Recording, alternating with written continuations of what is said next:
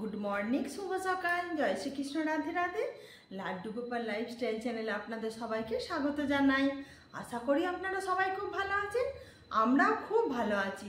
তো চলুন, আজকে নতুন একটা দিন, নতুন একটা ব্লগ, আর ভিডিওটা প্রথম থেকে শেষ পর্যন্ত আপনাদের দেখার অনুরোধ রইল। তো চলুন, আমি যে নিজের হাতে পুরোপুরি 56 ভোগ গোপুসোনার জন্য রান্না করতে পারলাম, এটা ভগবানের অশেষ কৃপা। তো চলুন, আপনারা ব্লগটা প্রথম থেকে শেষ পর্যন্ত দেখতে থাকবেন। আর আমার চ্যানেলটি যদি ভালো লাগে, লাইক শেয়ার কমেন্ট অবশ্যই করবেন। আর নতুন নতুন ভিডিও পাওয়ার জন্য চ্যানেলটা অবশ্যই সাবস্ক্রাইব করবেন। তো চলুন, এই যে প্রথমে পরমান্নর জন্য দুধটা বসিয়ে দিলাম।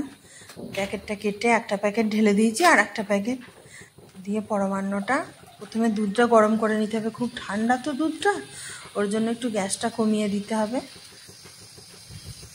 আর এইদিকে প্রেসার কুকারেও বসিয়ে দিয়েছি, ওই যে বড় যে কাবলি চানা হয়, কাবলি চানাটা প্রেসার কুকারে বসিয়ে দিয়েছি। এটাও সিটি হয়ে গেল। আর এবার আমি নারকেল কুড়িয়ে নিচ্ছি। আর একটু নারকেল প্রথমে সাদা অংশটা করব চিনি দিয়ে, আর তারপরে নিচের অংশটা করব গুড় দিয়ে। দু রকম নারকেল নাড়ু হয়ে যাবে। আর দুধটা ওই যে একটু গরম হয়ে গেছে। আর এখানে যে গুড়টা পাওয়া যায়, আমাদের যেমন দেশাচারে যে একটু নরম গুড় পাওয়া যায়, ওটা এখানে পাওয়া যায় না। এখানে ঢেলার মতো পাওয়া যায়, ওটাকে আমি কদুকস করে নিচ্ছি, কারণ কি আমার মাখতে সুবিধে হবে। আর প্রথমে এই যে চিনিটা আমি কড়াইয়ে মেখে নিয়েছি, আর গুড়েরটা আমি এরকম করে আবার হাতে করে দলে দলে মেখে নিচ্ছি। আর এই যত বাসনপত্র দেখছেন, এগুলো সব আমার গপুর জন্য ব্যবহার হবে। আমি সব বস্তু ধুয়ে ওখানেই রেখেছি। আর পরিষ্কার পরিচ্ছন্ন করে গুড়েরটা মেখে নিলাম। এখানকার গুড়ের রঙটিও খুব সাদা। আর এইটি চিনির, কারণ গোপুর তো করছি, এগুলো অল্প অল্প করব। আর দুধটা প্রায় আর গরম হয়েই এলো। একা হাতে আমি ঠিকঠাক করে সব কিছুই করতে পেরেছিলাম, সবই গোপালের অশেষ কৃপা। এটা আমি চিনি নারকেল নাড়ু করছি। একটু বুঝে সুঝে করলেই মোটামুটি 56 ভোগ রান্না করা যায়।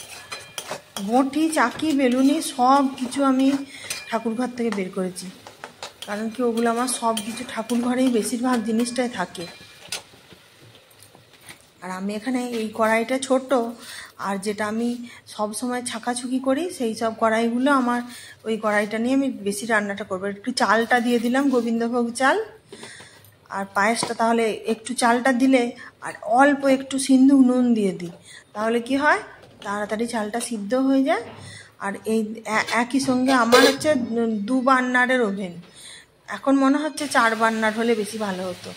আর এটা হচ্ছে চিনির নাড়ুটা সঙ্গে সঙ্গে পাকিয়ে নিয়েছি, গুড়েরটা একটু পরে পাকালে হবে, যে শক্ত হয়ে গেছে। আর দুধটা প্রায়, পায়েসটা অর্ধেকটা হয়ে গেছে। আর এই যে এই কড়াইটা দেখে যেন কেউ খারাপ ভাববেন না, এটা আমার খিচুড়ি চাপিয়ে দিয়েছি। আর এটাতে একটা মিক্সড ভেজ আর কি চাপিয়েছি, কারণ এই কড়াইটা আমি বেশিরভাগ এই লুচি টুচি, বেগুনি, গোপালের একটু মালপোয়া করি, কলার পকোড়া করি, যাই করি এইটাতে করি। তাহলে কি এটা আমার কাজের মেয়েটিও তুলতে পারে না।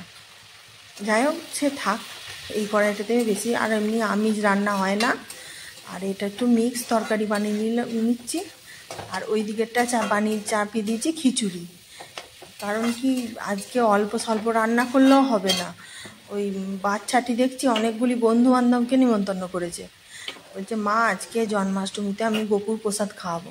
আমি ঠিক আছে বানা। আর তরকারিটা করেছি খুবই কম, কারণ কোনো বাচ্চাই খাবে না। আর এই পায়েসটাতে একটু কাজু দিয়ে দিলাম, আর ওদিকটা একটু কিশমিশ দিয়ে দিলাম। আর এদিকে খিচুড়িটা একটু বন্ধ করে বসিয়ে রেখেছিলাম, কারণ কি একটাই তো হাতটা না পুরো মানে আলা হয়ে যাচ্ছিল। আর আজকে পায়েসটা বানিয়েছি পুরোপুরি বাতাসা দিয়ে, আর সিন্দুক নুনটা অল্প দিয়েছিলাম, আর বাতাসা দিয়ে পায়েসটা বানিয়ে নিচ্ছি।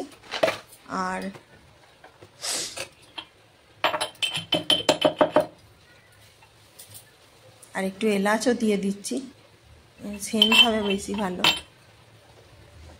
এবার পায়েসটা হয়ে গেলে এবার এটা বন্ধ করে দেব। এরপরে তো অনেক কিছু খাবার বাকি। পায়েসটা হয়ে গেল, এটা এবার নামিয়ে দেব। আর ডান দিকে বাসনগুলো আমি সব সরিয়ে দিয়েছি, সব শুকিয়ে গেছিল। আর প্রত্যেকটি বাসন আমি ধুয়ে পরিষ্কার করে নিয়েছিলাম না। আর দেখুন নাড়ুটাও পাকিয়ে দিয়েছি। আর এই তো আমার সবে এইটুকুনি কাজ হলো। এরপরে যে এখন খিচুড়িটা, এখনও খিচুড়িটা অনেকক্ষণ টাইম লাগবে। আর খিচুড়িটা করছি গোবিন্দভোগ চাল, মুগের ডাল আর একটু সবজি, সোয়াবিন, সেই ছোট ছোট যে সোয়াবিনগুলো হয় ওইগুলো দিয়ে। আর ফোড়নটা দেবো সবসময় ঘিয়ের। আর এইটা হচ্ছে ওই যে আমাদের যে সাদা তেল মানে রিফাইন্ড অয়েল, ওইটা দিয়ে বেশিরভাগ রান্নাগুলো হচ্ছে। আর আমি আজকে সমস্ত কিছু দেখছেন তো যে প্যাকেট থেকে থেকে দিচ্ছি, কারণ কি আমি আমাদের বাড়ির ইউজ করা কোনো জিনিস দিয়ে গোপালের রান্না করছি না। আর যে বালক ভোজনও করাবো সবাইকে এর থেকেই করাবো। এটা হচ্ছে আমি তখন যে কাবলি চানাটা সিদ্ধ করে রেখেছিলাম সেইটার জন্যই মশলাটা কষানো হচ্ছে। একটু দারচিনি দিয়ে দিলাম, আর এরপরে এই মশলাটা দেবো। পাঁচফোড়ন দিয়েছি, তেজপাতাও দিয়ে দিয়েছি, আর লঙ্কা আমি একটু বেটে দিয়েছিলাম, কারণ আমি না শুকনো লঙ্কার একদম ইউজ করি না। আর গপুকেও তো দেবো না, কাঁচা লঙ্কা দিয়েই দেবো গপুকে। আর এই যে একটু হলুদ গুঁড়ো দিয়ে দিলাম, বেশি কিছু মশলা না, একটু কাবলি চানার মশলা আর একটু ধনে গুঁড়ো আর জিরেটা হচ্ছে আমি গোটা সবসময় দিচ্ছিলাম ফোড়নে, আর একটু নুন আর একটু চিনি স্বাদ মতো, কারণ কি ব্যালেন্স করবার জন্য একটু চিনি দিয়ে দিলাম। আর প্রত্যেকটা রান্না যে একভাবে হয়ে যাচ্ছে তা নয়, এটা একবার ওটা একবার সেটা একবার করে মোটামুটি সব কটা রান্নাই কমপ্লিট করে নিয়েছি। আর এটা একটু চানা মশলা দিলাম।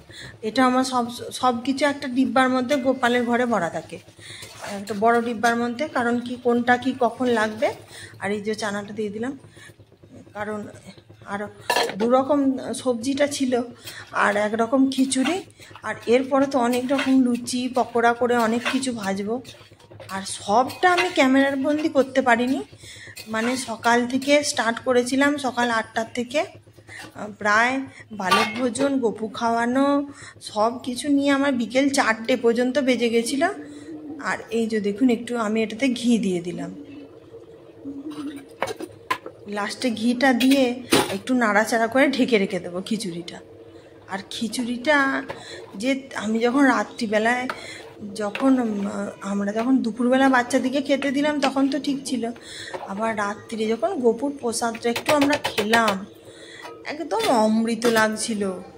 আর এই যে আমি আর বললাম যে আমি আর পাচ্ছি না, তুমি একটু আসো লুচিটা ছেঁকে দাও, কারণ ও মন্দিরের ডেকোরেশনটা আমার হাজব্যান্ডই করছিল। আর তালের লুচিটা আমি ছেঁকে নিয়েছিলাম কিছুটা, আবার কিছুটা ওই করেছিল, আর কিছুটা সাদা লুচি, কারণ এখানে বাচ্চারা আবার তালের লুচি খেতে চায় না, ওর জন্য আবার একটু সাদা লুচি করলাম। সাদা লুচি গপুকে আর দিইনি, তালের লুচিটাই বেশিরভাগটা দিয়েছিলাম। আর দেখুন এবার আমি একবার ওই যে গপুর যে তালের বড়াগুলো হয় সেগুলো একটু দিয়ে দিলাম। আর একবার দিয়েছি মানে অনেকগুলো করেই করতে হয়েছে, তো অল্প তো কিছু আইটেম নয়, কারণ কি আমি শুধু গোপালের ভোগ করব সেরকম ভেবে কিচ্ছু করিনি। আর দেখছি লাস্ট শেষে গুনে দেখছি না সব রকম নিয়ে প্রায় 56 ভাগই হয়ে গেছে। তো যাই হোক চলুন, ভগবানেরই অশেষ কৃপা। আর মুখে হাসি নিয়ে আমি কাজগুলো করে ফেলেছিলাম, আমার কিছু কষ্ট হয়নি। আর আপনাদেরকে তো দেখানো হয়নি, টমেটম দিয়ে কাঁচা লঙ্কা দিয়ে আর আদা কুচি ওইসব দিয়ে একটা চাটনি করেছিলাম, আর তালের বড়া। এবার আমি একটু গপু সোনাকে দুপুরবেলায় খেতে দিয়ে দিচ্ছি, একটু তালের লুচি, তালের বড়া, নারকেল নাড়ু যতগুলো হয়েছিল মোটামুটি দুটি অল্প দিয়ে গপু সোনাকে দুপুরবেলা সেবাটা দিয়ে দিলাম তারই মধ্যে। এরপরে আসবে আমার ছোট ছেলের বন্ধু বান্ধব, তাদেরকে খাবার আবার দিয়ে দেবো।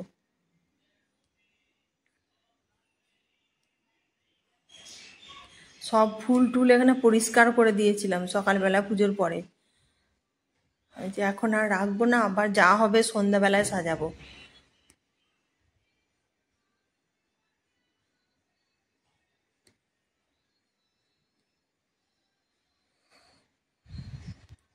এই যে আমার ছোট ছেলে বন্ধু বান্ধব এসে গেছে, এই যে সব বন্ধু বান্ধব, আবার তার ভাই, আবার ওইটি আমার কিছু ভাই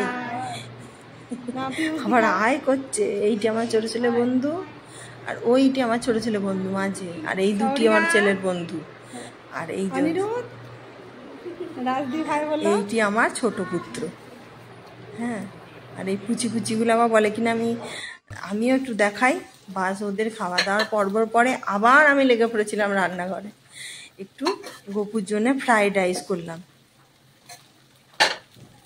অনেক কিছু তারপরে করেছি, সবটা ক্যামেরা বন্দি করতেই পারিনি। আর এরকম এখানে 5 রকম ভাজা, অনেক কিছু করেছি। আর এরপর দেখুন গোপু সোনার এখানে আবার ডেকোরেশন আরম্ভ হয়ে গেল। এই যে ফুলের মালা আমি তারই মধ্যে সমস্ত কিছু গেঁথে রেডি করে নিয়েছিলাম। ওইদিকে রাধাকৃষ্ণকেও পরিয়েছি।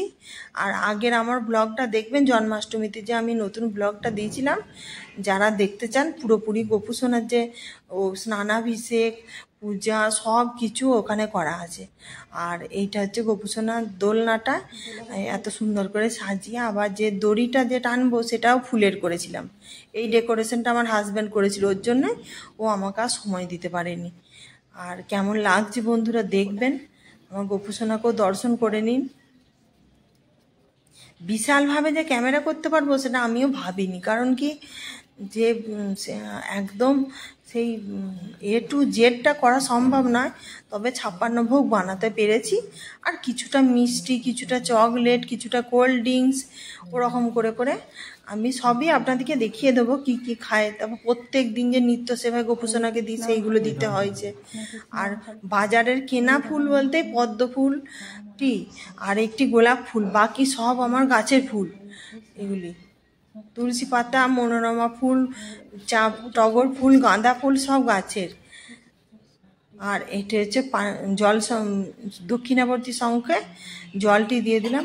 পূজা পদ্ধতি কি করে করেছি না করেছি সবটা জন্মাষ্টমী আমার এর আগের ব্লগটাতেই দেওয়া আছে। যারা দেখতে চান আমার গোপু সোনাকে, তারা সেখানে দেখে নেবেন দয়া করে।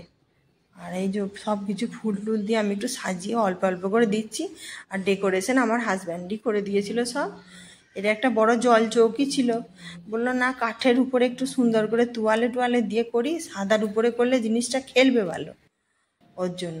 আর দেখুন এই যে দোলাচ্ছে, আমি একবার দুলিয়েছি, সেটার ক্লিপটা নেওয়া হয়নি। আমার হাজব্যান্ডকে বললাম তুমি দোলাও, ওই ক্লিপটা আমি একটু নিয়ে নিই। আর আমার চ্যানেলটি যদি ভালো লাগে অবশ্যই লাইক শেয়ার কমেন্ট করবেন, অবশ্যই চ্যানেলটা সাবস্ক্রাইব করবেন নতুন নতুন ভিডিও পাওয়ার জন্য। চলুন আমি এবারে আপনাদের সঙ্গে 56 ভোগটি দর্শন করিয়ে দিই। কি সুন্দর করে দোলে রায় কিশোরী করে। আর এইরকম ছিল আমার ডেকোরেশন। এই যে দেখুন 2 রকম কোল্ড ড্রিঙ্কস দিয়েছিলাম। আর এটা হচ্ছে 5 রকম চকলেট ছিল, ক্যাডবেরি চকলেট করে 5 রকম ছিল। আর এতে 5 রকম ফল ছিল, আমি সব দেখিয়ে দিচ্ছি। আর চকোস বিস্কুট ওগুলো গোপু সোনা খায়। আর ওগুলো ছিল বেসনের বেগুনি পকোড়া, 5 রকম ভাজা। আর এটা ছিল চানার সবজিটা, খিচুড়ি, ফ্রাইড রাইস, আর ওটা পোলাও ছিল। আর ওইটা ছিল আপনার একটাতে ইয়ে ছিল ছানা, দুধের ক্ষীর, পায়েস। আর এইটাতে ছিল 12 রকমের মিষ্টি, ছানা, দুধের ক্ষীর, পায়েস। আর একটি ছিল ছানার পায়েস, এই সামনে যে কাঁচের বাটিগুলো। আর ওগুলো নাড়ু আর তালের বলা, তালের ফুলুরি। আর এগুলো ড্রাই ফ্রুটস, বাটার এগুলো দেখানো হয়ে গেছে। এটা মালপোয়া, জিলাপি। আর এটা হচ্ছে সুজির হালুয়া। আর মাখন মিজলিটা সামনেই দিয়েছিলাম। আর এই রকম দেখুন আমার ডেকোরেশনটা হয়েছিল গোপু সোনার জন্য। আমি 56 ভোগ নিজের হাতে বানিয়ে। আর এইটা আমার প্রদীপের জায়গা, দেখুন প্রদীপটাকে এরকম করে সাজিয়েছিলাম, প্রদীপের থালা। মানে প্রত্যেক দিনই তো আমি পিতলের প্রদীপ জায়গায় করি, আজকে আমি বললাম না এরকম কি সুন্দর আমার ডিজাইন করা একটা থালা আছে, ওইটাতে আমি প্রদীপটা সাজাবো। আর প্রদীপের প্রচুর বড় সম্মান, প্রদীপকে সবসময় একটু উঁচুতে রাখতে হয়। আর চলুন আমি একটু প্রণাম করে নিলাম।